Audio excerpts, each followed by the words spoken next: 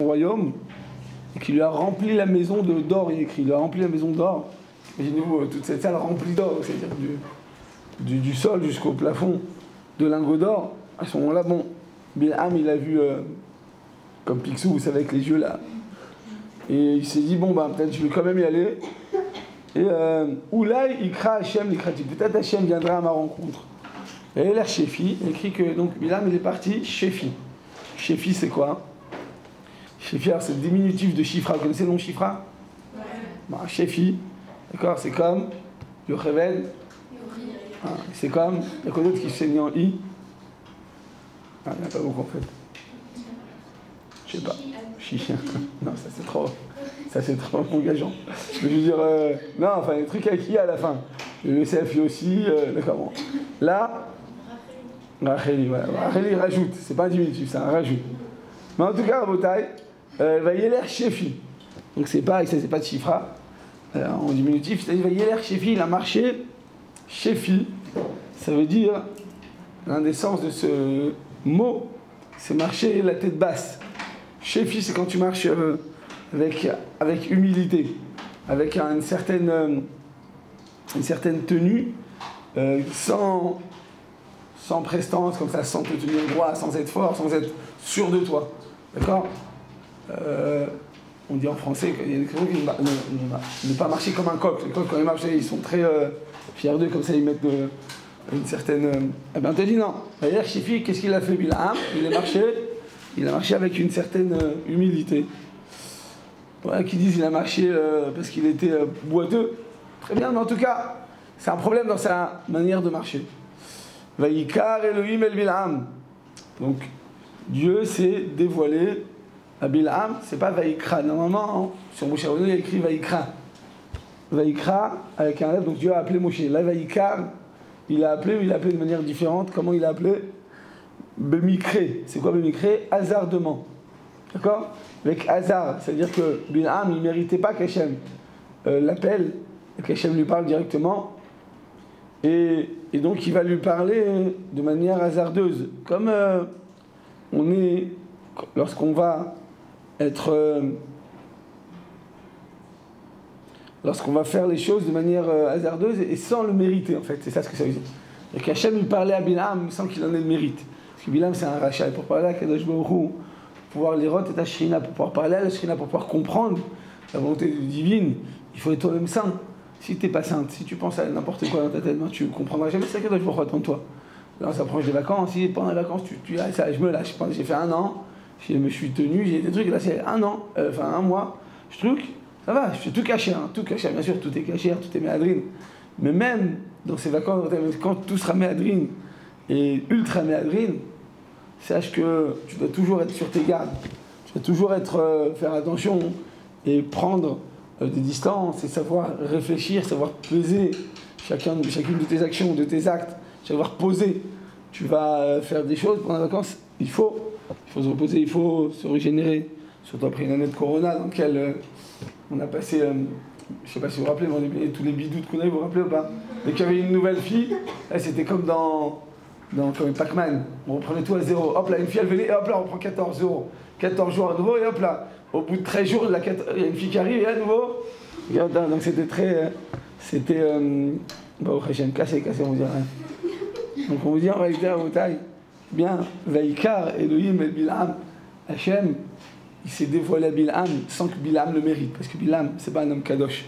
Donc il se dévoile à lui, c'est vrai, parce que Bilham, il avait une mission, il s'était mis il avait un objectif, c'était un avis, c'était un prophète des nations, peut-être plus grand que Moshe Rabbeinu d'une certaine manière, parce que l'Okam Israël, qui est Moshe Hod, Israël Okam, Beumot Haolam, Kam. Dans Israël, on n'a pas eu aussi grand que Moshe, mais chez les Goïm, il a eu aussi grand que Moshe, si ce n'est plus. De qui s'agit-il? De Bilham. Donc, Rabotai, Bilham, il va avoir le dévoilement divin, mais de manière hasardeuse. Vaïkar, Milachon Mikré, Milachon Kéri. C'est quoi Kéri? C'est un homme qui est impur, un homme qui fait des mauvais actes, qui tombe dans la débauche, il va faire des choses qui sont négatives, qui sont mauvaises, qui sont Milachon Mikré, Milachon Kéri. Kéri, c'est donc l'impureté, la débauche et le délâchement total dans le domaine de la sainteté, de se préserver, de la doucha. On sait très bien quelle était la Madame Bilam, c'était qui? On sait très bien, Hachem Ishmael. Vous voyez, donc c'est pour ça qu'il va avoir un dévoilement divin, mais qui ne va pas lui être mérité. Il va avoir un échange avec Akadosh Baruch Hu sans le mériter, sans être au niveau. Donc, tu vas voir la divinité, mais en fait tu restes exécrable. Normalement, plus tu aspires à la divinité, plus tu t'affines, plus tu te bonifies, plus tu es dosha, plus tu as des aspirations, plus tu es bonne avec le prochain, tu es souriante, et tu fais les choses avec cœur, avec volonté, avec désir, tu travailles ta tsinout, tout ça, c'est ensemble. Plus tu es proche d'Hachem, plus ces difficultés, plus ces obstacles, ils s'amoindrissent. Pourquoi? Parce que j'ai envie de m'attacher à Kadosh Baruch Hu. Je sais que ça a un prix. C'est quoi le prix? Le prix, c'est un travail personnel. Plus tu travailles, plus tu te raffines, plus tu vas enlever le chomer, la matérialité qui est négative, parce qu'il y a une matérialité positive où il est nécessaire au kiyum de l'humanité, mais il y a une matérialité qui est négative et qui nous attire toujours vers le bas. Bien à ce moment-là, c'est ça Bilam. Bilam va yékar, va yaker Elohim el Bilam, donc Dieu s'est dévoilé à Bilam, mais de manière hasardeuse, donc il doit avoir un dévoilement divin, mais il ne le mérite pas du tout. Donc c'est comme Mikré, c'est par hasard et c'est sans le mériter. Vayesem Hashem davar befi Bilam. Donc Dieu a mis les mots dans la bouche de Bilam. Donc ce que je viens de vous dire, c'est juste le pasouk, le psukim dans lequel on voit que Hashem se dévoile à Bilam et il va commencer à lui dévoiler la prophétie. Baruch atah Adonai. Eloheinu melech haolam she'akol nihyeh bidor.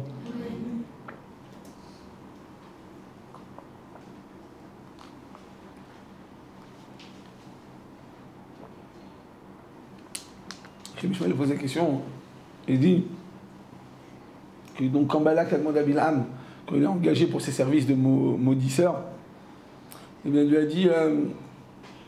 lui a dit bon, ça va dépendre, ce qu'Hachem me mettra dans la bouche, je ne vais proférer que les paroles qui m'ont été dévoilées, qu'Akadosh Baruch Hu m'a permis de prononcer. Et donc, à ce moment-là, hein, il est écrit que Bilam, il a dit Hachem, ou là il cra Hachem likrati. Peut-être qu'Hachem viendra à ma rencontre et me dévoilera des choses. Alors, M. Mishmol pose la question, comment ça se fait qu'on n'a pas utilisé le Shem Elohim? Ou là, il aurait dû faire dans le sens inverse, ou là il craint. Peut-être qu'Hachem viendra à ma rencontre, mais quel Shem Hachem, quelle partie d'Akadosh Baruch Hu, quel dévoilement d'Hachem? Le dévoilement d'Hachem qui est personnalisé par le dîn. Pas par le chesed, pas par l'amour. Havaya, c'est l'amour total. Elohim, c'est la dureté, c'est le din, il faut punir, il faut juger. Alors, pourquoi Bilham, il a utilisé le nom d'Hachem? Il dit peut-être que Hachem, dans sa bonté, va se dévoiler à moi et je vais enfin pouvoir le maudire à Israël. C'est très bien que pour maudire, c'est du din. Même quand tu éduques tes enfants. Tu dois être dur, tu dois savoir dire non, tu dois savoir être un petit peu rigoureuse. D'accord? C'est important. Il ne faut pas que l'enfant, même si l'enfant tu veux le gâter, tu veux de tout le monde. Tu dis, moi j'ai souffert dans ma vie, moi mes parents m'ont truqué, ils ont été trop durs avec moi, moi je vais être très laxiste avec mes enfants. La laxité, c'est peut-être faire encore plus de mal que être extrêmement rigoureuse avec ses enfants. Pourquoi? Parce que rigoureuse, l'enfant il comprend qu'il y a des limites. Il y a des choses, et il y a des choses à faire, des choses à ne pas faire. Donc l'enfant se limite, apprend à se limiter. Si tu apprends à le limiter dans la vie, c'est positif. Pourquoi c'est positif?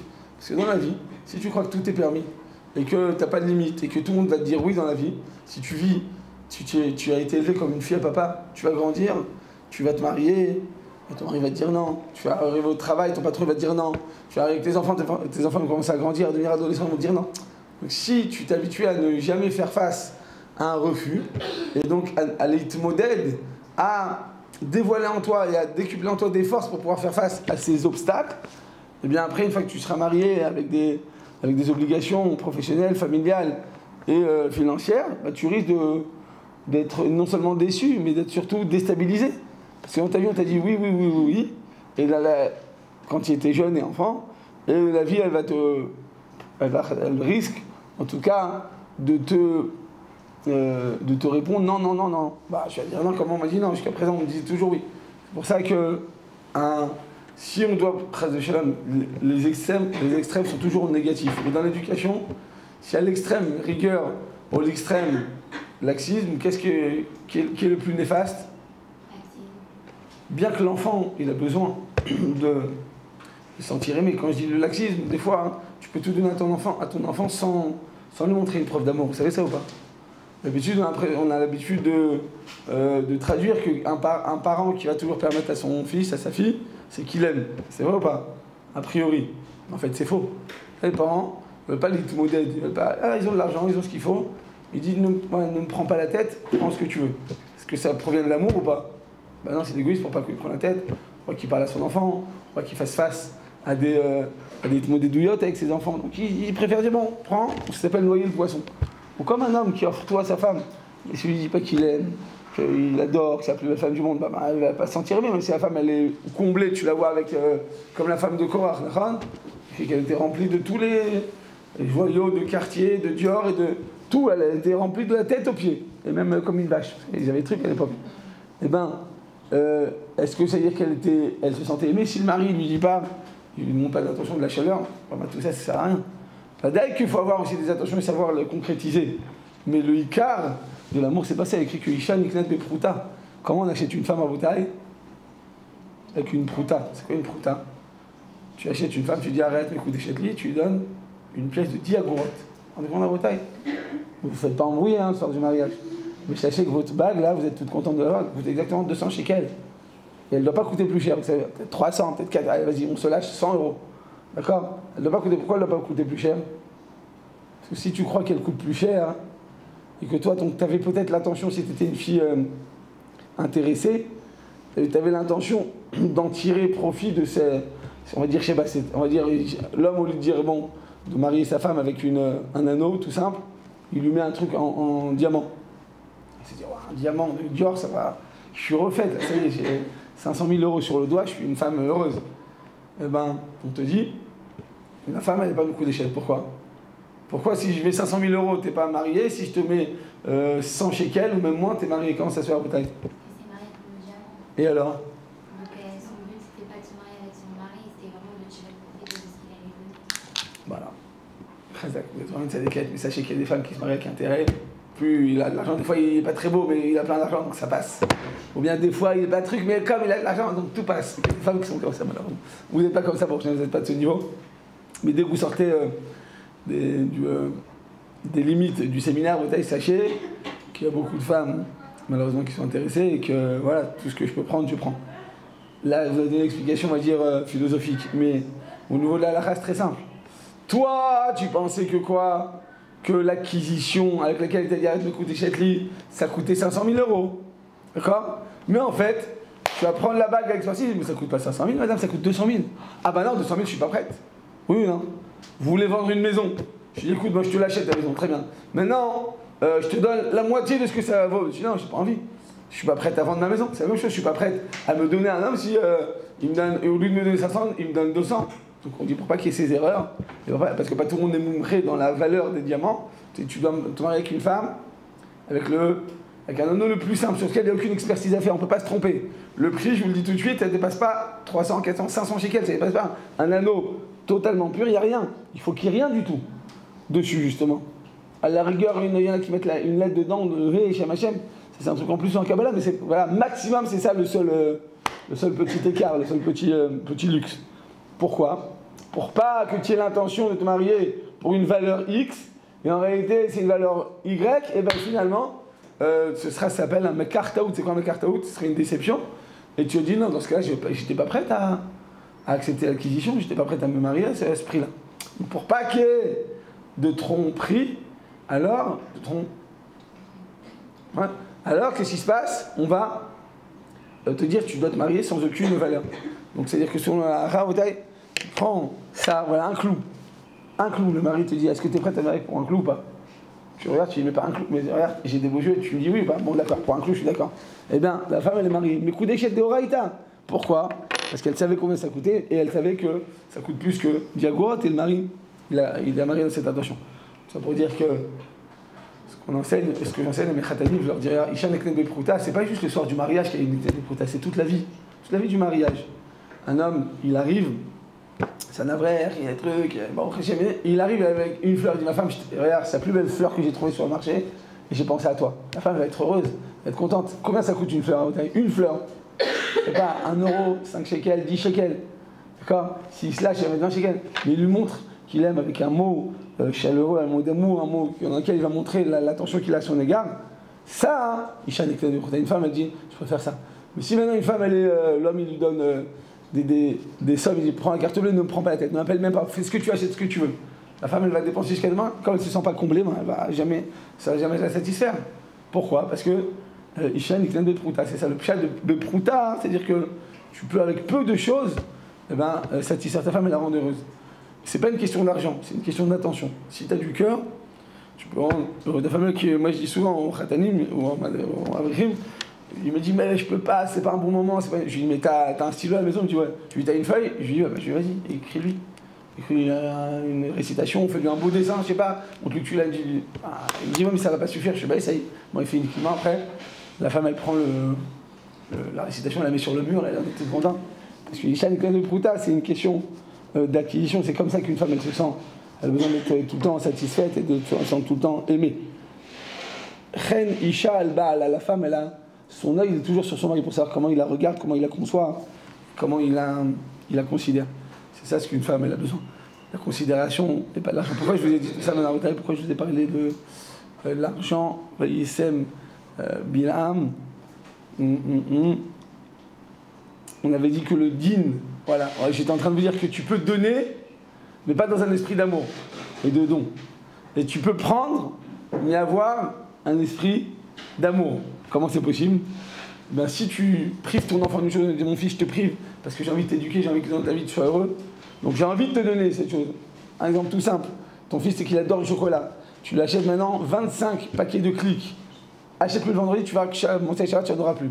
Si tu ne lui mets pas de limite, à la fin, il va avoir une crise de foie, il va tomber malade. Donc c'est un amour de lui donner ou c'est pas un amour? C'est pas un amour. Enfin, si maintenant tu sais que ton fils il est fragile, d'accord, il ne peut pas manger ça, ou bien il a du diabète, ou bien il a du... on sait le nouveau truc là, avec la farine. Tu lui donnes, tu vas le rendre malade. Est-ce que quand tu lui prives, c'est une preuve d'amour ou c'est une preuve de deal? C'est une preuve d'amour. C'est-à-dire que finalement, retail, ça ne dépend pas de l'action, ça dépend de l'intention. Si tu as des intentions pures et remplies d'amour, alors tu vas pouvoir véhiculer de l'amour par ce comportement. Oui. Dans la vie, ouais, toute chose, il faut qu'on ait des bonnes intentions, mais alors les actions sont plus importantes que les sentiments. Voilà. C'est une question philosophique. Là. Le Rav Tapira ce Shabbat, vous allez voir, il va se lâcher. Et chaque année, j'exagère pas, 9 heures de cours. 9 heures de cours, même. Le soir, c'est jusqu'à minuit, 1h. Le lendemain, c'est du repas de 11h, enfin, je sais pas, de midi jusqu'à 3h. Et là, c'est de la chéchite. Je crois que l'année dernière, on a fait 8 heures, parce que, enfin, il y a 2 ans, quand même, parce qu'il y a le corona l'année dernière. C'est-à-dire que ce genre de questions-là, elles sont. C'est plus philosophique. Donc, je vous propose de lui poser, mais je vais quand même vous répondre sur un pied. Répétez la question. Est-ce que dans la vie, les actions sont plus importantes que ce que l'on pense et ce qu'on a au fond de soi, ou bien alors les sentiments et l'intention sont plus importants que les actions? Dans la Avodat Hashem, la Midrash Ikar et la Maaseh. Le plus important, c'est l'action. Des fois, j'ai des bonnes intentions, j'ai envie de faire. C'est bien, l'intention. Mais le plus important, c'est le Maaseh, parce que je peux avoir des bonnes intentions. Aujourd'hui, je veux vouloir, demain, je ne vais plus vouloir. Parce que l'action, elle est éternelle. L'action, elle a déjà marqué mon histoire. Donc, le plus important, c'est l'action. Mais effectivement, agir sans cœur, ça a une moindre valeur. Ça a une valeur, mais trop basse. C'est pas ce qu'Hachem attend de nous. Mais si on doit choisir entre l'un et l'autre, on doit choisir l'action. Mais parfois, les actions, elles sont pas... Elles sont extérieures. Elles sont mensongères. Non, je suis d'accord. Mais d'un autre côté, on marque notre histoire. Notre vie, c'est quoi? On dit que la vie d'un homme, elle ressemble à un livre. Vous avez déjà dit cet exemple? La première page, c'est la naissance, tout le monde est content. La dernière page, c'est quoi? C'est la mort, tout le monde pleure. Donc c'est des pages plus épaisses. Et chaque jour qu'on vit sur Terre, c'est une page. Ce qui est écrit dedans, c'est nous qui l'écrivons. Le nombre de jours, c'est le nombre de pages qu'il y a dans notre livre, c'est Hachem qui a décidé, mais le contenu, c'est nous. Par quoi on va inscrire le contenu de notre livre? Par nos actions. C'est que nos actions qui comptent.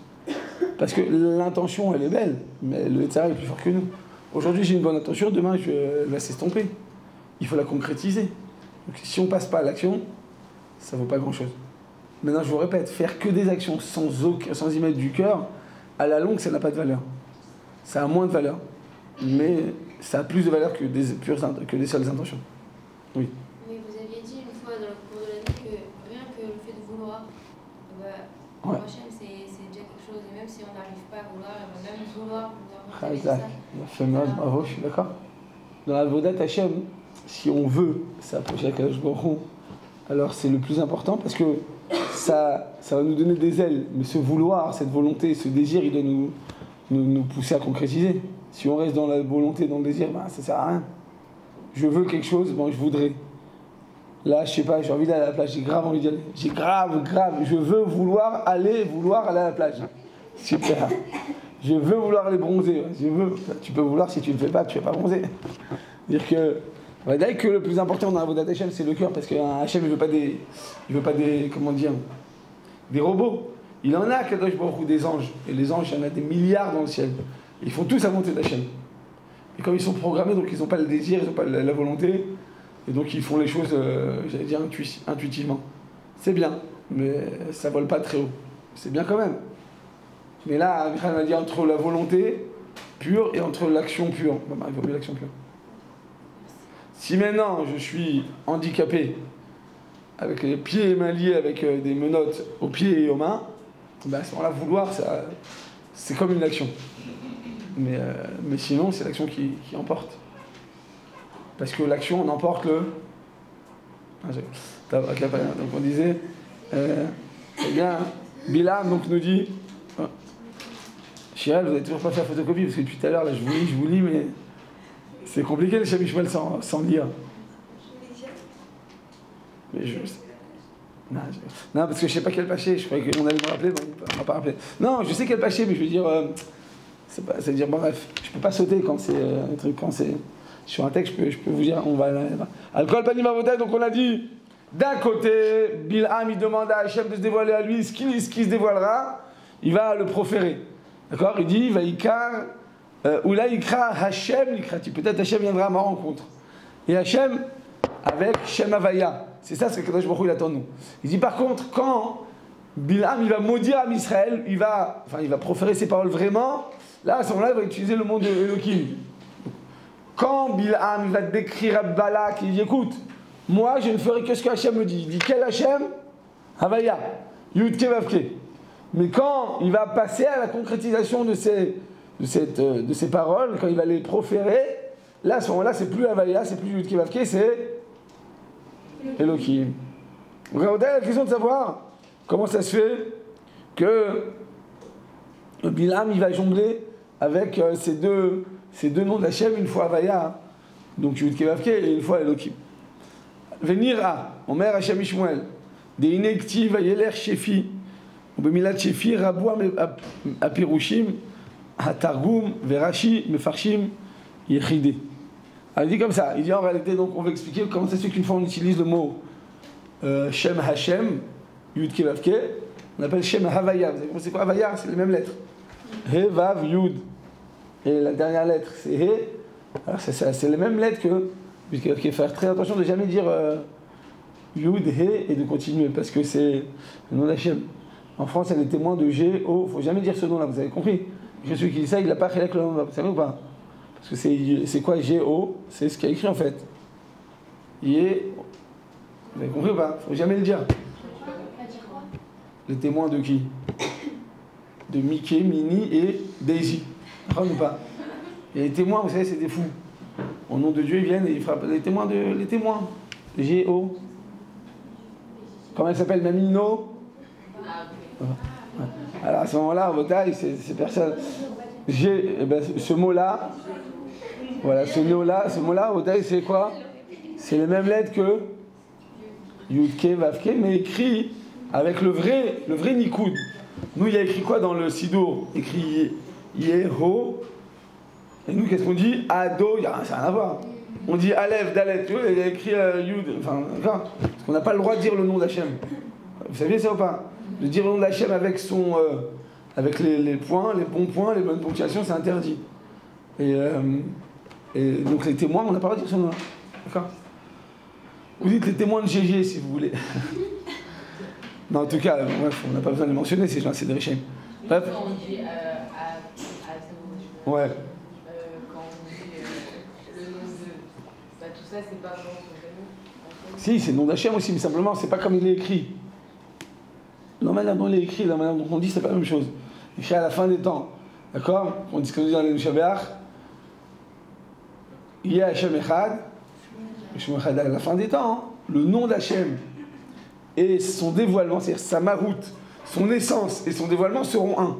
Seront en concordance. En attendant, le nom d'Hachem et son dévoilement sur terre, c'est en contradiction. Je peux être un tzaddik et me prendre une claque. Et je peux être un rachat et surfer à Miami. Et tout va très bien. Rend ou pas? Pourquoi? Parce qu'il y a une contradiction entre le nom d'Hachem et entre son dévoilement. Si je fais la volonté d'Hachem et je ne suis pas obligé d'avoir la réussite immédiatement. Bien sûr qu'en fait, tu es heureuse. Quoi qu'il arrive, au fond, toi, quand on est heureux d'Hachem, quoi qu'il arrive, on est heureux. Mais extérieurement, on peut être, comment dire, en contradiction. C'est ça, parce que le nom d'Akadosh Baruch Hu et son dévoilement ne sont pas en phase. C'est clair. À la fin des temps, il y a Hachem Echad. Venez en avance parce que là, j'ai pas du tout commencé, je suis juste à la 3e ligne et j'en ai 37. Donc c'est dommage. Il n'y aura plus assez de clics pour finir le cours. Donc laissez-moi vous arriver au point. Je voudrais, Hachem, allez, j'arrête de m'arrêter. Vous me demandez d'arrêter d'ouvrir une parenthèse. Vous osez ou pas? Non, sérieusement? Non, bah, osez. Oser, il faut oser. O-Z-E-R. Ok, Rabotai? C'est la couche de. On a dit, Rabotai, écoutez bien, on te dit qu'il va falloir, eh bien, comprendre comment se fait-il que Bilham, il utilise deux noms qui sont contradictoires et on veut comprendre, une fois on utilise le nom de Shem Havaya, Yud Kevavke, une fois on utilise le nom des Elohim. Alors il dit comme ça. Il y a écrit donc Vayeler Shefi. Comment il est parti, Monsieur Bilham? Il est parti Shefi. Chazal il dit c'est quoi Shefi Rabotai? Alors Rashi il dit quoi? Yechidi. Il est parti tout seul. Il n'a pas été accompagné. Jusqu'à présent, il était convoqué par les Saré Balak, par les ministres de Balak. Mais là, Rabotai, par qui? Il va être accompagné par personne. Il va marcher tout seul. Shefi, donc il y va seul. D'accord? Je marche seul. Le Ibn Ezra, Rabotai, il dit quoi? J'étais dans les Uber toute la semaine, donc quand il me saoule avec leur musique, là, les Khal. Mais maintenant, il y a des musiques comme ça, je vous la parenthèse cette année. Cette dernière de l'année, donc je ne peux pas retenir. Il y a des musiques, par contre, maintenant. Alors, on dirait quelqu'un qui a mis une chaussette sur son visage. On dirait qu'il pleure, enfin, c'est pas bien compris. Et c'est un nouveau. Et tous les noirs, ils tuent. C'est pas les mêmes chanteurs, j'ai l'impression, parce que des fois, c'est des voix comme ça. Mais c'est une musique, c'est une nouvelle musique. Vous connaissez ça ou pas? On dirait une sorte de. Comme la voix étouffée. Vous voyez ce que je veux dire ou pas? Vous allez prendre un Uber, vous allez comprendre, c'est très bizarre. Mais en fait, il chante pas, il pleure, on dirait. Il est en train de truc, elle est partie, elle m'a quitté, pourquoi elle est partie, bref. Mais, comme s'il y avait une chaussette, comme s'il est en train de braquer une banque. Et pendant qu'il braque la banque, il est en train de chanter, comme ça, il peut gagner les deux cagnottes à la fois. Ah, c'est un nouveau style de musique, je crois, mais je sais pas comment ça s'appelle, j'ai juste pas leur demander, sinon il va être plus fort, donc je suis obligé de. Mais c'est très étouffé comme ça, vous voyez pas c'est quoi? Si, c'est de l'autotune. Du? L'autotune. Milachon? Milachon quoi? Otio? Auto? Thune. Ah, c'est des. Ah, non, même chez les Noirs, ils sont arrivés. C'est pas qui a BCM. Toi, bien fait. Ça, super, mais c'est que des Noirs, au moins, rassurez-moi. Je sais pas, c'est dans la musique, quoi. Ouais, mais c'est pas que des Noirs qui chantent. Ils doivent faire des grosses lèvres comme ça, non? Non, parce qu'on s'entend pas. Enfin, c'est très étouffé. Tom, Akol Panim Rabotai, donc on ferme la parenthèse. C'était la dernière de l'année. Parce que devant un Shapiro, je suis sérieux, vous savez. Je me lâche pas, il n'y a que devant vous que je me lâche. Je vais être comme les filles, donc je peux y aller. Bref, on a dit dans Rabotai. Tac. Donc, qu'est-ce qui s'est passé? Donc, on a expliqué, on a posé la question comment ça s'explique qu'une fois on parle de Shem Hashem et une fois on parle de Elohim. Et on a expliqué qu'en réalité, la réponse se trouve dans le passouk, il a l'air Shefi. Il est parti Shefi. Shefi, Rachid explique, il est parti seul. D'accord? Le Ibn Ezra, il est d'accord avec l'explication de Rachid qui dit qu'il s'agit de seul, mais, je te dis en réalité, le Ibn Ezra, il dit Nich'a levav, c'est-à-dire qu'il est un petit peu mélancolique. Quand Bilam, il va pour maudire à Israël, à ce moment-là, il part un peu la mort à l'âme, d'accord? Comme il est écrit dans le passage, Veshafuat Motav. C'est-à-dire qu'il est pas bien, il est un peu brisé comme ça. Et alors, c'est-à-dire qu'au début, il était un peu forcé par le roi par Balak, et après ça, il a pris goût, il a tellement d'argent, tellement de trucs, tellement de kavod, donc finalement, il a maudit de tout son cœur. Mais au début, il était peut-être un peu forcé. Donc première explication, il est parti seul. Deuxième explication, il est parti chez fils, ça veut dire quoi? Il n'était pas bien, quoi. Il était un peu brisé. Venira. Il te dit en réalité, eh bien, Chazal, ils disent que la Gemara dans Sanhedrin dit que Bilham, il était boiteux. Pourquoi il était boiteux? Parce que... Pourquoi il boitait à haute taille? Quand c'est qu'il boitait? Vous savez pas? Hein? Avec la NES, qu'est-ce qu'elle a fait la NES? Quand elle a vu l'ange qui était devant elle avec l'épée, elle n'a pas voulu passer, et elle s'est assise sur le pied de Bilham, où elle a écrasé contre le mur. Et là, il a voulu la tuer, elle a commencé à dire mais je peux pas marcher, il y a un ange. En fait, on a dit ça, ils ont fait ça pour faire honte à Bilham. Bilham, qui est le plus grand navi de toutes les générations, il ne voit pas une vision que même son âne voit. Donc en fait, on dirait, t'es pire qu'un animal. Même ton animal, il le voit. Son animal, il parle. Et on te dit en réalité, eh bien, Bilham, comme il boitait d'un pied, alors, il était, donc c'est ça, chéfi. La sonne chéfiphone. Il marchait avec un seul pied comme ça, donc l'autre pied, il le traînait. Ça s'appelle traîner du pied. En tout cas, donc on a dit ou bien seul, ou bien la mort à l'âme, ou bien boiteux. C'est ça une des explications de chéfi. Et alors, ça c'est l'explication que nous ont donné les Mefarshim. Mais le Shabishma va donner une autre explication. Il va dire comme ça. C'est-à-dire en réalité, à Botaï, qu'est-ce que ça vient nous rajouter maintenant? Pourquoi on a besoin de nous signifier et de nous expliquer que Bilham, à ce moment-là, il est boiteux? On le sait, il boite d'une jambe. Pourquoi on a besoin maintenant de le rappeler? Écoutez bien, Botaï, ce que nous dit le Shem Mishmoel. Il dit en réalité à Botaï, le Shem Havaya, c'est quoi? C'est quoi le nom d'Hachem? Yudke Vavke. Te dit, eh bien, c'est tout simplement, si tu sais t'annuler totalement, si tu sais être humble, alors à ce moment-là, tu porteras sur toi le nom d'Hachem, Yudke Vavke. Une personne qui sait être humble à Botaï, elle porte sur elle le nom d'Hachem. D'accord? Le nom d'Akadosh Baruch Hu, qui va s'installer? Dans le cœur de qui il rentre? Le nom d'Hachem. Un Noah. Le nom d'Hachem, il rentre dans le cœur de qui? Dans le cœur des gens qui sont humbles, qui ne se prennent pas pour des gens grands, des gens importants, des gens puissants. Parce que si tu te prends pour quelqu'un, Akadosh Baruch Hu dit, bah, écoute, je peux pas m'installer dans ton cœur. Akadosh Baruch Hu, c'est l'humilité par excellence, il est tout puissant, d'un autre côté il ne s'impose pas. Comment je sais qu'il ne s'impose pas? Parce que normalement, si j'avais une pensée, j'ai pas envie de faire une mitzvah, ça me saoule de faire telle chose, ça me saoule d'aller en cours. Une pensée à l'encontre d'Akadosh Baruch Hu, sur place j'aurais dû être. Sur place, immolé, enfin je sais pas, il y aurait un orage, un truc, je serais un tonnerre, sur place. Hachem il lit nos pensées, et il sait qu'on ne fait pas tout le temps sa volonté, donc dès qu'on ferait une avéra, sur place on devrait être normalement puni. Et là Hachem, il nous laisse avec nos avérotes, avec nos péchés, avec nos mauvaises intentions. Non seulement il nous laisse, mais en plus il nous donne des forces. Si demain je dis bon demain, je vais me lâcher, je vais faire une avéra, c'est les vacances, demain je me lâche. Je vais dormir avec des mauvaises intentions. Hachem m'a dit bon écoute, je ne vais pas te punir, mais je ne te rends pas ton âme parce que demain tu risques de faire de l'avérote. Non seulement Hachem, il nous donne des forces, il nous rend notre âme, il nous donne la possibilité de faire des actions contre le nom d'Hachem. On demande c'est quoi cette anava? Il y a écrit dans le Tomer Devora, dans le livre Tomer Devora de Rabbi Moshe Cordovero, il dit Enecha melech alouv yoter mi akadosh baruch hu. Il n'y a pas de roi plus humble, c'est pas juste de l'humilité. Être alouv, c'est être rabaissé. Il n'y a pas de roi plus rabaissé qu'Akadosh Baruch Hu. Comment c'est possible en bataille? Il est tellement bon, il est tellement humble, que non seulement il va nous laisser, si on le désire faire, ne pas faire sa volonté, il va nous laisser agir ainsi, donc il va nous laisser salir son nom. Et en plus de ça, il va nous... Hein?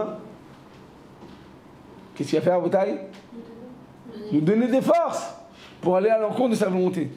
Donc on a posé la question comment ça se fait que Bilham, à un moment, il utilise le terme Yudke Vavke, à un autre moment, il utilise Elohim, mais en réalité, parce qu'à ce moment-là, il boitait. Et s'il boitait, eh bien, en réalité, ça veut dire que il a mérité à ce moment-là le Gilouï d'Akadosh Baruch Hu du côté du Chesed. Pourquoi? Parce que tu te comportes avec humilité. Tu es humble. Si tu es humble, tu amènes sur toi le nom d'Akadosh Baruch Hu. Le nom d'Hachem te suivra et t'accompagnera. Mériter à Rotaï d'avoir on voit des gens, ils ont sur le visage, ils ont la shrina. Soit des hommes, que vous avez vu donc il y a 2 semaines, soit même des femmes. J'ai vu des gens, ils portent la shrina sur eux. Même des jeunes, même des gens de votre âge. J'ai déjà vu au séminaire des femmes, des filles, des jeunes filles, ils ont la shrina parce qu'ils ont tellement travaillé leur midol, leur irat shamayim. Des fois, elles ont tellement eu des preuves dans leur vie. Des fois, elles ont tellement été mévater et la chini. Ils ont tellement travaillé leur midot. Il y a des gens peut-être qui portent sur l'ombre, là, je ne suis pas en train de vous dire qu'ils sont en train de s'envoler. C'est pas des anges, hein. Mais porter dans la Hachem, c'est quand tu es humble. Si tu as la hanava sur toi, sache que le nom d'Akadosh Baruch Hu va s'inscrire sur ton visage. Et que le Harizal, ça veut dire le front des gens. Ça veut dire sur le front, les avérotes qu'ils ont fait, les mitzvot, pourquoi ils sont venus sur terre, quelles étaient leurs missions. Et ça veut dire sur le visage des gens, la mission qu'ils avaient à réaliser sur terre. Et ça, Rabotai, eh bien, avec la Hanava, le nom d'Hachem va resplendir sur nous. Et c'est pour ça que même un rachat comme Bilam, un rachat, pourquoi il est parti cet homme-là? Pour maudire Am Israël. Am Israël, c'est la prunelle des yeux d'Akadosh Baruch Hu. Mais tu vas avec Hanava, je suis obligé de t'accompagner. On a Rabotai. Si un homme bas et animal comme Bilam a mérité la présence d'Hachem et a mérité de porter sur le nom d'Hachem, mais le Havaya, le nom de chesed et d'amour, c'est parce qu'à ce moment-là, il est marché comment? De quelle manière? Shefi. Et Shefi, c'est-à-dire qu'à ce moment-là, il était humble, il était boiteux. Bon, quand tu bois, tu commences par marcher en te prenant un homme pour un homme fort, puissant, beau. Hein, tu sais que tu ne vaux pas grand-chose. Tu sais que tu as un handicap, tu sais que tu n'es pas très bien. Alors, il était donc forcé de se sentir ainsi. Mais l'homme chez lequel il a raison. Et l'homme chez lequel sont tes intentions. Même si ce Bilam, à ce moment-là, c'est un véritable rachat. Mais tu as un ave, tu as une certaine forme d'humilité, ben, tu portes sur toi le nom d'Hachem, Hachem Yudke Vavke, qui te suit. Et c'est pour ça qu'en réalité, eh bien,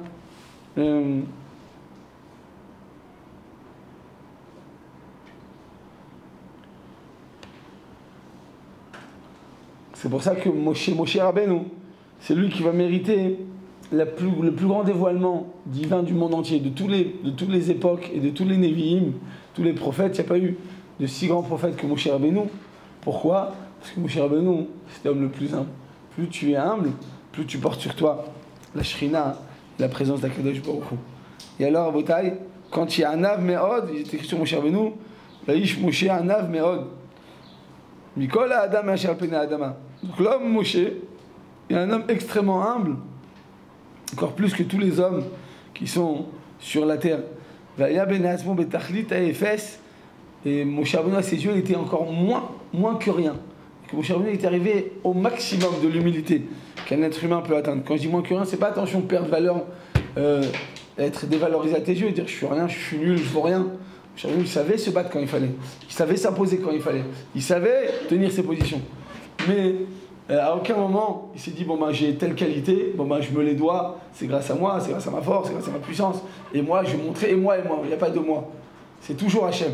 Même s'il était très fort et très puissant, c'est le plus grand homme qu'on ait pu avoir dans Israël, mais jamais il s'appropriait ses qualités, et toujours il est référé au Boré Olam et à Kadosh Baruch Hu. C'est ce qu'il écrit à son égard, Venachnu ma, que sommes-nous? Moshe, quand il a parlé de lui et de Aaron, il dit on est rien, on est moins que rien. Ma, c'est quoi? C'est rien, je suis rien, je suis que du vent, je suis rien du tout. Et en réalité, eh bien, en disant ce mot-là, Venachnu ma, donc je ne suis rien, il a apporté sur lui le Shem Havaya Baruch Hu. Et à ce moment-là, Rabotai, il a pu faire tous les miracles de la sortie d'Égypte. Pourquoi? Parce que tout simplement, plus tu es un ave, plus tu portes la Shrina sur tes épaules, sur ta tête et dans ta personne. Et à ce moment-là, tu vas pouvoir mériter le dévoilement d'Akadosh Baruch Hu. Même nous, on peut l'avoir, vous comprenez? C'est pas que tu vas monter sur le... Tout d'un coup, j'ai monté un ave, vas-y, va sur la montagne de Arnof, prends l'étape de l'eau et jette-le sur les gens. Je t'ai pas dit de faire de vivre dans une vie parallèle. Je te dis juste que si tu es un ave, sache que tu porteras Akadosh Baruch Hu, il sera avec toi. Et si Hachem est avec toi, bah, tu n'as plus de soucis. Parce que c'est Hachem qui te dirige. C'est Hachem qui il peut rentrer en toi. C'est quoi la Hanava? Mais c'est ça. La Hanava, c'est ça. C'est avoir un ustensile vide. Je ne viens pas m'imposer. Et moi, et l'égocentrisme, et l'égoïsme, et ainsi de suite. Parce que si tu te mets en avant, ben, tu remplis le verre. Et plus il est rempli, moins on peut mettre quelque chose dedans. Et plus il est vide, il va pouvoir recevoir bien ce qu'Akadosh Baruch Hu veut te donner. Donc, un endroit dans lequel il n'y a rien, Hachem il peut s'installer. Un endroit dans lequel il y a quelque chose, Hachem ne peut pas s'installer ou il peut s'installer partiellement. Et un endroit dans lequel c'est totalement plein, Hachem ne peut pas du tout rentrer. C'est quoi? C'est le Ga'aftan. La Gava, Botaï. Pourquoi il écrit? Regardez ce langage, mais non, c'est très clair. On est obligé d'expliquer. On ne peut pas l'expliquer différemment, donc je vous dis ça. Il traduit par votre mérite. Il écrit que le Ga'aftan, il dit quoi? En, ani, vehu, yecholim ladur b'makom echad. Sur celui qui a la Ga'ava, qu'est-ce qu'il dit? Il dit, je ne peux pas, moi et lui, vivre dans un même endroit. C'est pas possible. Je n'y arriverai pas. Pourquoi tu n'y arriveras pas? Pourquoi tu n'y arriveras pas? El ani vehu yecholim, je peux pas. Même si je veux, je ne peux pas. Pourquoi je ne peux pas? Tu peux tout faire, Hachem. Parce que le verre, il est rempli. Il est rempli jusqu'au bout, je ne peux pas. Même si je veux, je ne peux pas. Mais moi, Hachem, qui suis tout puissant, je ne peux pas entrer dans un endroit dans lequel il y a la porte me fermée. Si tu as de la Ga'ava, tu laisses Akadosh Baruch Hu dehors, tu ne laisses pas te pénétrer, tu ne laisses pas rentrer en toi. C'est-à-dire, en réalité, à Botaï, eh bien, c'était ça. Moshe Rabbeinu. Et même Bilam, il a compris. Même Bilam, il s'est dit, oui, j'ai compris que pour porter sur moi la Shrina, la présence d'Akadosh Baruch Hu, et pouvoir dévoiler la volonté d'Hachem sur terre, j'ai besoin de quoi? D'une qualité. C'est la Hanava. Sans ça, eh bien, je ne peux rien faire. C'est ce que nous disent Chazal, que Bilam, il a voulu tout simplement annuler le choix d'Israël. Bilam, qui est donc le plus grand Navi, le plus grand prophète, tu vas voir Hachem, il dit, écoute Hachem, pourquoi tu as choisi ce peuple-là? On est le peuple choisi, nous sommes le peuple élu. Pourquoi tu as choisi ce peuple-là? C'est dommage. Qu'est-ce qu'il va voir? Comme ça, écrit dans le Midrash. Il écrit qu'Hachem va voir, Bilam va voir Akadosh Baruch Hu, il dit Hachem, au lieu qu'un seul peuple te serve, fais-toi servir par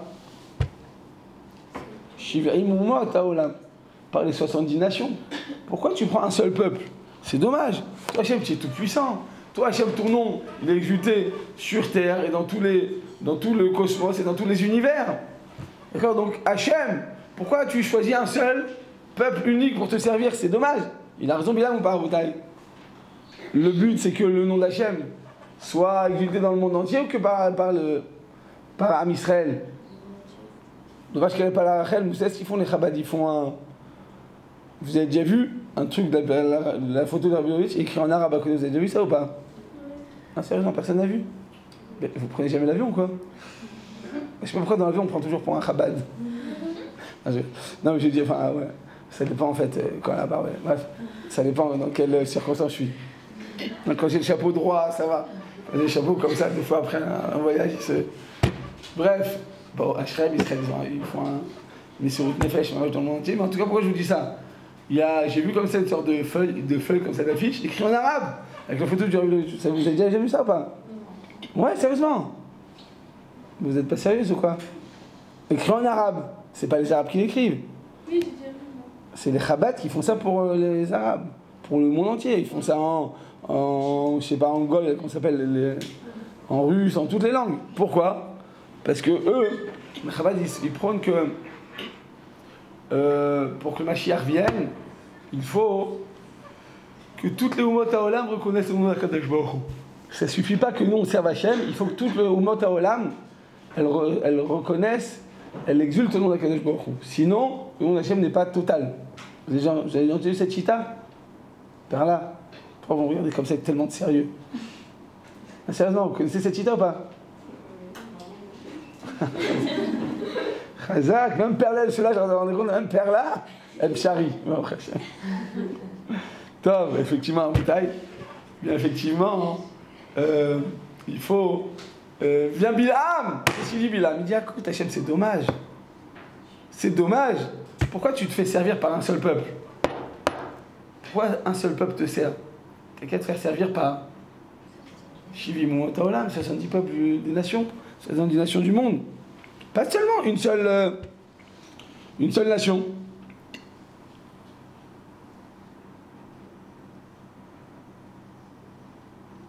Aya, attendez une seconde. Aya, une kéret. Les damot, ah voilà, c'est ça. Donc qu'est-ce qu'il a fait à voter à ce moment-là? Ah, Mouchar, excusez-moi parce que c'était mal écrit. Ah, d'accord, il y avait un mot.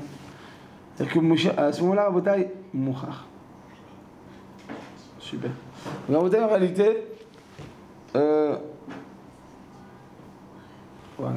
En réalité, Rabotai, qu'est-ce qu'il a fait, Bilam, à ce moment-là? Il s'est forcé à ressembler à Moshe Rabbeinu. Il va avoir Akadosh Baruch Hu, il dit, écoute Hachem, pourquoi il y a un seul peuple qui te sert? Viens, on va tous te servir. Que ton nom soit exalté sur le monde entier, sur toutes les nations, sur tous les univers. Pourquoi un seul peuple? Qu'est-ce qu'il a fait à Rabotai pour pouvoir faire accepter sa ta'ana et son argument? Qu'est-ce qu'il va faire à Rabotai? Il va ressembler à Moshe Rabbeinu. C'est-à-dire qu'il va maintenant se forcer. En marchant de quelle manière? Vital, de quelle manière il va marcher? Shefi. Comment il va marcher Shefi? Il va marcher maintenant d'une manière, on a dit, en boitant, mais en réalité, ça vient montrer un trait de caractère et il vient se comporter par une anava extrême. Pourquoi il fait ça? Parce qu'il veut ressembler à Moshe Rabbeinu. Il veut ressembler à Moshe Rabbeinu pour pouvoir maintenant argumenter avec Akadosh Baruch Hu. Et dire, écoute Hachem, c'est dommage que tu sois, que ton nom soit servi et soit exalté par une seule nation. Laisse-moi, prendre la place de Moshe Rabbeinu en devenant extrêmement un ave. Et donc c'est pour ça qu'il a marché chez Phi. Et quand je vais prendre sa place, eh bien, tu vas plus être maintenant le peuple d'une seule nation, parce que Bilam, c'est le Navi de quoi? Des Shivim Olam. Bilam, c'est le prophète de toutes les 70 nations. Donc comment il vient prétendre prendre la place de Moshe Rabbeinu? Par sa anava extrême. Donc si maintenant je suis autant un ave que Moshe, même peut-être plus, eh bien à ce moment-là, je peux être moi le prophète. Si je suis moi le prophète des nations, eh bien tu vas gagner. Au lieu d'avoir une seule Ouma, tu en auras 69 de plus. On est d'accord, Botaï? Il a raison de me dire ça ou pas dans le fond? Il faut faire des fiches, des livres en arabe alors du coup? Pour que le monde entier reconnaisse ton Hachem, non? Oui. Bilam, il a proposé. Argumenté. Si Bilam, il a voulu faire être très très humble devant oui. Pour prendre un peu la place de Moshe Rabbeinu, c'était calculé, c'était pas une Vada, c'est mode, c'est la réponse qu'on m'a donnée. Très bien. Tenez bon. Grâce aux feuilles de. Grâce aux photocopies que vous allez voir tout de suite dans les feuilles. Oui, il est là. J'ai compris que vous avez une question. Non. Si vous me levez la main. Non, c'était la même question. Que quoi? Que ta main.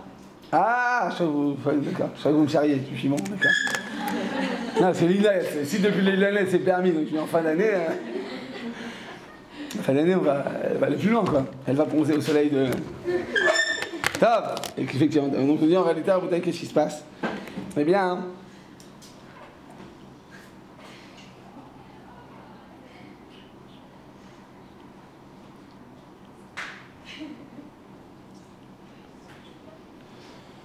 C'est en réalité, Rabotai, Bilham, il vient se comporter avec une anava extrême. Peut-être qu'au niveau comportemental, et ça répond peut-être à ce qu'elle a dit aussi, Michal, au niveau de son comportement, il a un comportement peut-être irréprochable et il est encore plus un ave que Moshe Rabbeinu. Et Bilham, qui était le symbole de la Gava. Où on apprend ça dans Pirkei Avot. Il est écrit dans Pirkei Avot, Rabotai, que Bilham, il est Ruach Gvoa, Venefesh Rechava. Bilham, on dit qu'il y a la différence entre les Talmidim de Bilham et les Talmidim de Abraham. Abraham, il est humble et il est rempli d'humilité et il est discret, tandis que Bilham, c'est exactement l'inverse. Bilham, il se fait voir, Bilham, il aime le m'as-tu vu, et il aime la gava, et il aime se mettre toujours sur le podium, tandis que Bilham, Moshe, c'est exactement l'inverse. Je te dis, alors comme il était l'inverse, et qu'il était roi voix, Venefesh Rechava, alors qu'est-ce qu'il a fait? Il a fait une entourloupe. Il s'est dit, regarde, comme je sais que mon trait de caractère, elle est caractérisée par la ga'ava extrême, alors je vais faire une entourloupe. Et qu'est-ce que je vais faire? Je vais me comporter avec une anava totale, avec une anava extrême. Et à ce moment-là, eh bien, je vais être nich'aleva. On a dit tout à l'heure, c'est quoi nich'aleva? On a dit malheureux, un petit peu comme ça, souffrant. En réalité, pourquoi il a fait ça? Quelqu'un dit, s'il vous plaît, il y a des gens qui viennent demander à la tzedaka, et ils te font une sorte comme ça. Malheureusement, je suis Hachem, qu'est-ce qu'on leur donne le shefa et la parnassa, mais il y a des gens, comment dire, quand ils vous exposent leurs problèmes, ils le font avec beaucoup de. Ou pas? Une sorte de mise en scène comme ça. Il y a des gens, ils ne savent pas dire, ou ils ne savent pas prendre la tzedaka quand même chez l'Oneda, mais quand ils ont besoin, très souvent les gens qui ont vraiment besoin, ils n'osent pas le demander. Ils n'ont pas le demander. Et les gens qui ont le toupet comme ça de s'imposer des trucs, ils vont oser demander. Ben, c'est pas souvent les gens qui ont vraiment besoin. On ne peut pas savoir. Les gens qui ont perdu un peu après la tsoura de l'homme, malheureusement, quand ils arrivent dans ce genre de situation. Mais en tout cas, Chazal nous dit que Bil'am, c'était le symbole de la Ga'ava. Donc pour pouvoir casser ça, alors il a fait un jeu, il a fait un masque. Il a porté un masque, et ce masque c'est quoi? C'était le masque de la anava, de la modestie totale, extrême. Et à ce moment-là, eh bien, il était très très humble, extrêmement humble. C'est-à-dire que Chazal nous dit que tout simplement, il s'est dit, maintenant comment je peux être humble? Comment je peux mettre en valeur mon humilité? Mais il a cherché en lui un défaut, même un défaut physique. Et qu'est-ce qu'il y a d'imparfait dans mon corps? Il a vu son pied. Donc il s'est dit, si là-bas je suis imparfait, je vais pouvoir utiliser cette imperfection pour pouvoir l'ishbor et libi, pour pouvoir arriver à l'achna. C'est quoi l'achna, Rabotai? L'humilité. Oh, la soumission. Bravo. Attendez, je note. Au nom de hein? Odélia Bat. Ça. La soumission. Attendez, je le note. En rouge, d'accord? Fallait me le dire avant mon nouveau livre, là, regardez, parce que moi je cherche des mots comme ça qui frappent. Tav, Al-Kalbani Mavoudam, comme je t'ai dit, eh bien, merci en tout cas d'avoir mis les livres au-dessus quand vous gérez. Non, c'est super sympa, que Dieu vous bénisse, que Dieu vous bénisse, Maestro Michala. Je peux toujours compter sur vous. Je rigole. Tav, Al-Kalbani Mavoudam, on nous dit, eh bien, mon cher Abdou, qu'est-ce qu'il fait? Il va être Bil'am, il va chercher en lui un défaut physique. Et de ce défaut, il va maintenant essayer d'atteindre la hanava et la soumission totale. C'est pour ça qu'il est dit Oulaï kra Hachem ilkrati. Peut-être que Hachem, Yudke Vavke, va se dévoiler à moi. Pourquoi tout d'un coup il espère le nom d'Hachem, Yudke Vavke? C'est pourquoi? Parce qu'il marche d'une telle manière. Il a dévoilé en lui un défaut, même physique. Et de là, il est arrivé à la soumission. Il est arrivé à l'ishbor et libo. Et maintenant, il essaie d'atteindre la hanava, l'humilité totale. Mais de dire en réalité, à vos tailles, comme vous avez dit, c'est du sheker, nous dit le Shabbat Shmuel. C'est du mensonge, c'est une mise en scène. À quoi tu joues la Bil'am? On sait très bien que tu n'es pas un homme anav. Tu es tout sauf anav. Et alors? Tu dis en réalité, à vos tailles, eh bien, malgré sa anava extérieure, eh bien, c'était un homme qui était rempli de gava, d'orgueil. C'est un homme extrêmement hautain. Et alors, eh bien, il est écrit qu'il a essayé de voler Gonev Da'at Eliona. Il a essayé de voler, de tromper, eh bien, l'avis et l'opinion d'Akadosh Baruch Hu à son égard. C'est-à-dire qu'il a fait un acte comme ça, il a essayé de le tromper. Il a fait une mise en scène. Et alors, il dit, bien, il pensait que Hachem n'allait pas pouvoir lire la fin de ses pensées.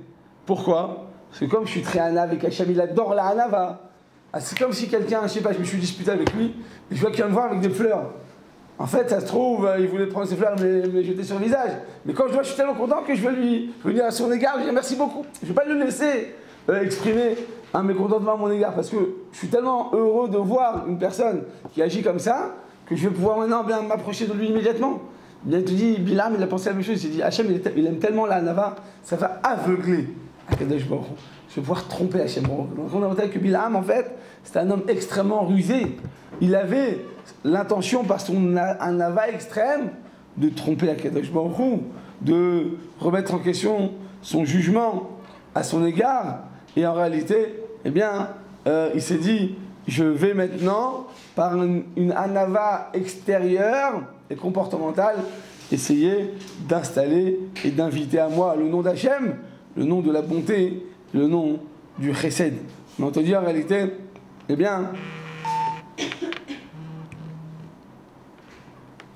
en réalité, qu'est-ce qu'on dit? Que le nom de Elohim, c'est quoi? C'est le nom de la restreinte, la restriction. Elohim, c'est petit, c'est ponctuel, c'est figé. Hachem, c'est le shefa, c'est l'abondance. Il n'y a pas de limite. Le don, quand je donne tout. Je donne sans compter. Quand on aime, on ne compte pas. Et, eh bien, Bilham, à ce moment-là, il a été pris par son jeu, en fait. C'était ça. Il a tellement cru en son comportement qu'il s'est dit, voilà, je suis devenu un homme anav, je suis devenu un homme humble. Mais il t'a dit, eh bien, il n'a trompé personne d'autre que lui-même. C'est pour ça que on peut comprendre comment se fait-il que Hachem, il a donné des paroles de prophétie dans la bouche d'un homme tellement impur. C'était pas un homme, cet homme-là, c'était un animal. C'est un animal, cet homme-là, en bataille. Il était tombé au plus bas du niveau humain. D'accord, de la bassesse et d'un comportement tellement animal. C'est-à-dire en réalité, comment se fait-il qu'il a mérité quand même de dire des paroles qu'Hachem lui a données? Qu'est-ce qu'il a fait? Au lieu de maudire à Israël, il a béni. D'où il a eu ses bénédictions? Il les a captées d'Akadosh Baruch Hu. Il a fait que répéter les paroles d'Hachem. Donc oui, Hachem finalement, c'est oui quand même dévoilé à lui. C'est-à-dire en réalité, eh bien, Rabot, Machashavot Belavish, Vatzat Hachem, Hi Takum. Vous connaissez le pasouk ou pas? Vous connaissez la deuxième explication de ce pasouk? Et combien d'explications dans ce pasouk? Rabot, Machashavot Belavish, les désirs dans le cœur de l'homme, il est extrêmement nombreux. Donc des fois, tu as tel projet, je veux dire comme ça, je vais faire ça, je vais repartir, je vais revenir, je vais réussir, je vais me marier, je t'ai fait plein de projets. Vatzat Hachem, hi takum. Qu'est-ce qui va se réaliser finalement avec toi? La montée d'Hachem. Toi, tu peux faire plein de projets. Sache que finalement, c'est ce qu'Akadosh Baruch Hu a décidé qui va se dérouler à ton égard. Alors, fais en sorte que ta volonté à toi, que la volonté d'Hachem soit en phase, parce que tu ne sois pas déçu. Il y a une autre explication. Il y a un jeune couple, donc ils se sont mariés, ils ont rapidement un petit enfant. Et là, la femme, la nuit, toute la journée, elle allait avec le bébé. Et la nuit, elle n'en peut plus, elle dit à son mari, bon, regarde, le soir, on fait des biberons et tu allaites le bébé. Moi, je travaille la journée, toi, la nuit. Bon, il dit oui. Bon, un homme, il dit toujours oui pour faire plaisir à la femme, et il n'est pas du tout prêt à assumer. Et qui, sur le soir, arrive, et l'enfant, il pleure. La femme, elle fait à son mari, là, dans les côtes. Ah, il s'est fait mal. On va en plein dans les côtes. Et elle lui dit, vas-y, c'est ton tour. Ah, il dit, non, bah putain. Il dit quoi, bah putain? Mais il dit, mais on avait dit que c'était toi. C'était à toi. Il dit, mais non, Rabot, Marchot Belavish. L'homme, il a plein de pensées, il a des belles paroles pour embrouiller sa femme. Vatzat Hachem, c'est quoi la volonté d'Hachem? Qu'est-ce que Hachem veut que tu fasses? Hi takum, c'est elle qui doit se lever. Hi takum, c'est elle qui doit se faire. Elle dit, mais putain, c'est pas comme ça, il faut cliquer le pasouk. Rabot, Marchot Belavish. Vatzat Hachem, hi. C'est quoi la volonté d'Akadosh Baruch Hu? Hi, c'est quoi, 2 points? Takum, ata takum. Bon, vous savez pas comprendre. Tav al-Kolpanim. Vient Bilham, il a essayé de tromper Akadosh Baruch Hu. Il a essayé de tromper Hachem. Et alors, eh bien, qu'est-ce qui se passe? Avec toutes ses pensées, il est arrivé à vouloir tromper Akadosh Baruch Hu.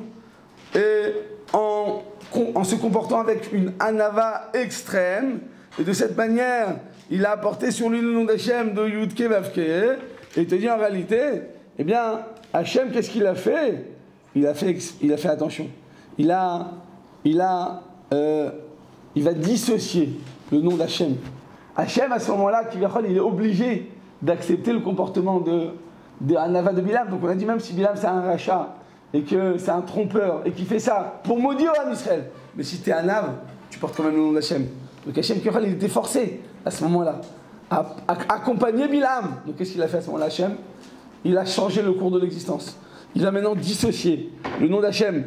Et alors, il te dit, eh bien, à ce moment-là, c'était le nom d'Akadosh Baruch Hu, quand il s'est dévoilé dans la gorge de cet homme tamé, eh bien, il va mal sonner. il va être dissocié, il va maintenant être transformé. C'est pour ça que, à ce moment-là, eh bien, lui, il voulait proférer des malédictions, mais qu'est-ce qui est sorti de sa bouche? Des bénédictions.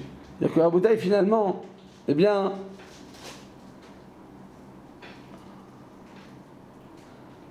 Rabotai,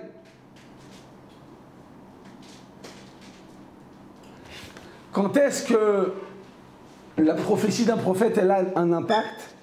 Quand le discours de ce prophète et son comportement sont en phase.